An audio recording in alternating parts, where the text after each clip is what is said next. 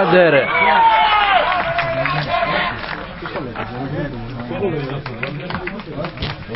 Αυτό γκολ δεν ήταν.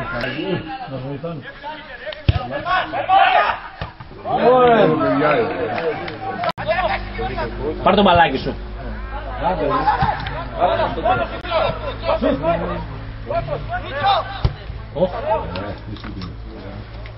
Ρε, να το κύπρο με κρατάει, εγώ σας σου λέω.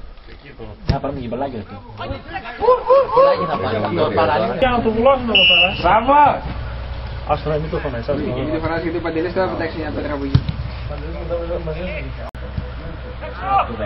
Εδώ πάρ' το κεφάλι σου ρε μαλάκα. Κάνεις όλη τη γωνία.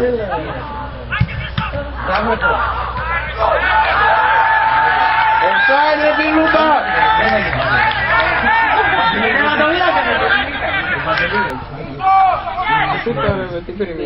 Καλά, εκείνος δεν πρόκειται να βάλει γκολ μέχρι αύριο να βαράει.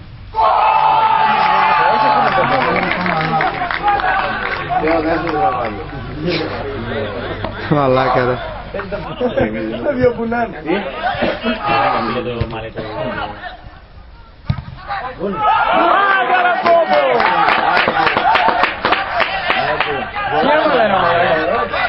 Όλοι μάλλον ρε πιάνε εδώ. Χαμηλά, Μπόμπι! Άλλος εμπορίο δεν πιάνε λέει. Όχι το μπούς. Γιάννη, φύγε από εκεί. Βρε, άντε βρε μαλάκα! Παίξτε το τόπι σας. Το φάγε. Το φάγε. Άντε Παγκό! Μπράβο, Γεωργία! Άντε, Γεωργία! Σούτα ρε βρε και εσύ αγόρι μου!